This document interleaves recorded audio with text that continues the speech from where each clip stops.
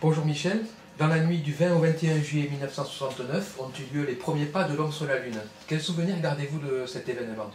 D'abord, bonjour Philippe, je réponds. Les souvenirs que je garde de cet événement, je ne m'intéressais pas à l'astronomie comme aujourd'hui, donc j'ai appris la nouvelle par la télé ou les journaux, je pense. Je travaillais l'été sur les plages, donc j'étais à Biarritz, et on logeait chez une amie, et on a dit, ben on va regarder ça, on va pas se coucher. On a couché nos deux enfants, l'un qui avait 1 an et l'autre qui avait 6 ans, et je regrette aujourd'hui de ne pas l'avoir réveillé, l'aîné. J'aurais dû le faire, je ne l'ai pas fait. Bon, tant pis. Et pourquoi vous regrettez? Ben, parce que c'était une image tellement forte, quoi, de voir l'humain, des hommes débarquer sur la Lune, poser le pied sur la Lune, c'était impensable. Moi j'ai bien lu les bouquins de Jules Verne, De la Terre à la Lune, mais bon, ça c'est quand j'étais gamin. Là j'avais 30 et quelques années, quoi, 36 ans j'avais.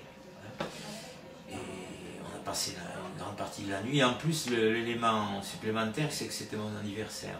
Un beau cadeau. Ouais, un beau cadeau, absolument.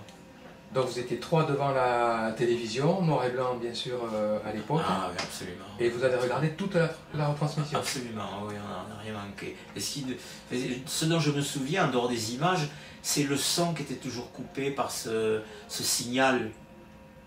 Un signal qui devait être indispensable à la bonne liaison Terre, depuis la Terre jusqu'à l'instrument. Ça faisait une espèce de bip qui coupait assez régulièrement. Du moins j'ai ce souvenir, moi, souvenir sonore. Une espèce de bip, je ne sais pas, je ne saurais pas expliquer, mais ça je me souviens de ce bruit-là. Et quand Neil Armstrong a posé le premier pas sur la Lune, quelle émotion? Non, à vrai dire, non, j'ai rien ressenti, ni au creux de l'estomac, ni rien du tout. Simplement l'étonnement, quoi. Et me dire, putain, ils sont arrivés sur la Lune, incroyable.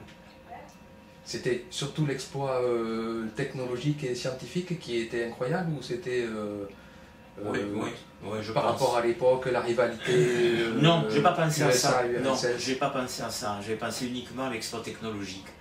Bien que j'ai touché de mes mains Spoutnik, un Spoutnik, parce que j'étais à l'exposition universelle de Bruxelles en 59. Et le Spoutnik était là, exposé dans cette exposition universelle à Bruxelles. J'étais 15 jours dans le cadre de l'école, de ma formation. Et je me rappelle avoir regardé ça, l'avoir touché de la main, le Spoutnik. Donc j'étais au courant des aventures spatiales quand même. Ouais, Spoutnik, c'était 1957, le premier satellite artificiel lancé par l'URSS. Et à côté de vous, il y a cette maquette du LEM et du train spatial. Donc le LEM, c'est l'engin qui a posé les 2 astronautes Armstrong et Aldrin sur la Lune, et à droite le module de commande et de service qui ont transporté l'ensemble de la Terre. Ça me rappelle un truc, ça.